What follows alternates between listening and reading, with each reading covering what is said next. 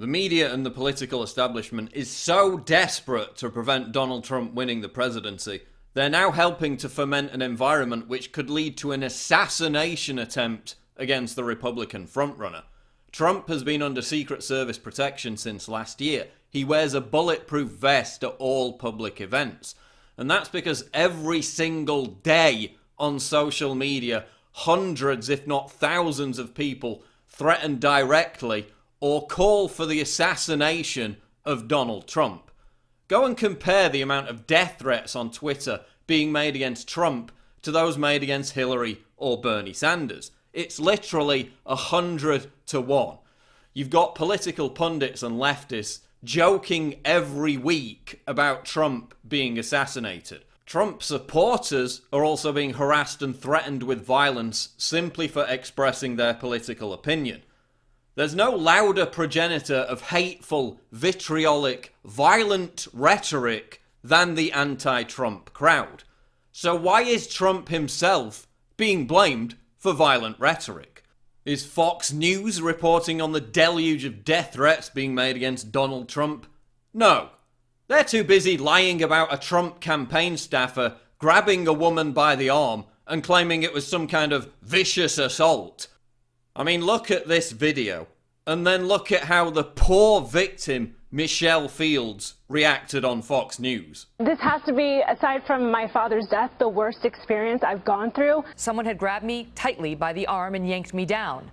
I almost fell to the ground. She acts like the Trump staffer was manhandling her like King Kong or something.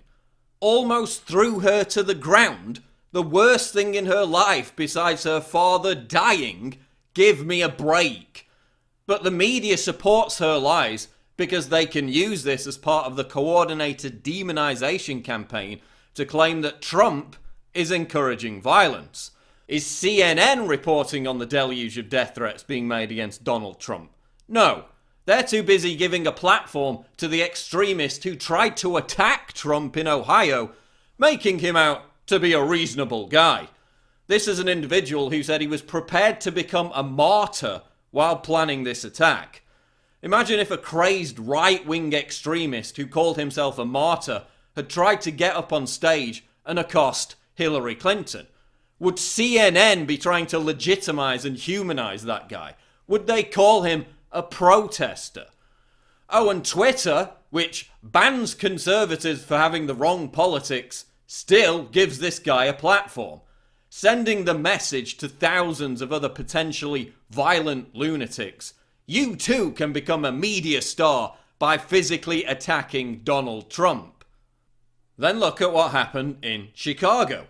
Imagine if Donald Trump supporters had crashed a Bernie Sanders rally, firing guns, blocking ambulances, assaulting people, waving Nazi flags. Would the media describe them as peaceful protesters? No, yet that's all we've heard since Chicago. This is the classic leftist social justice warrior tactic. Stage violence and then claim you're the victim. The Washington Post even lies and claims Trump cooked up a giant conspiracy to sabotage his own event in Chicago. Like he controls the George Soros-funded radicals who caused the mayhem. This is the narrative we see being pushed. Violence is justified because you don't have to take responsibility for it. Just blame Donald Trump. Every major politician and media figurehead on both the left and right unified simultaneously to promote this mantra that Trump's rhetoric is responsible for the violence, when he's the target of the violence. And yes, Trump has made some stupid comments where he jokes about wanting to punch agitators in the face.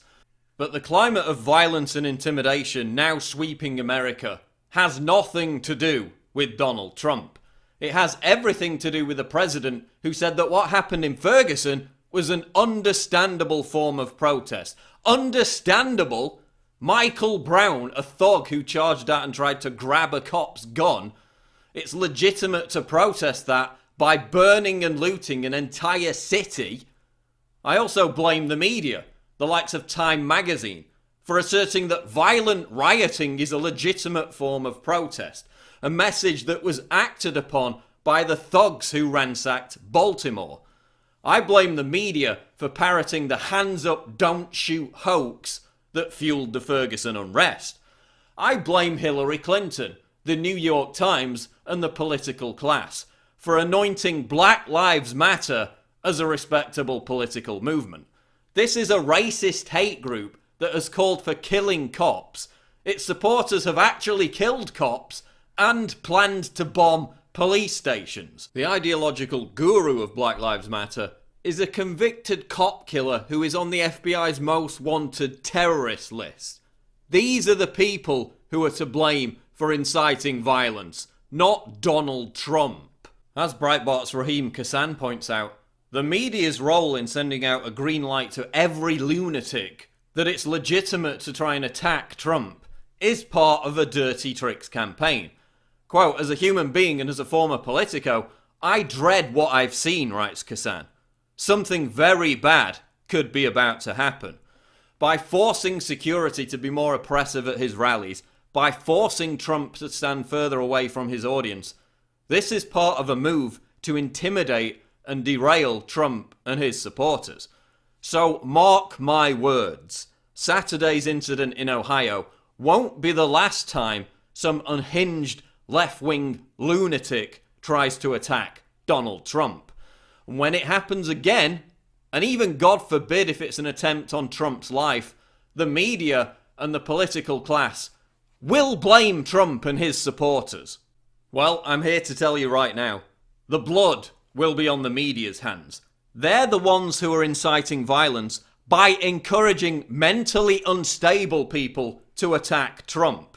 They created this environment which has venerated violence and intimidation by characterizing it as a legitimate form of protest. And they're who you should blame if anyone tries to assassinate Donald Trump.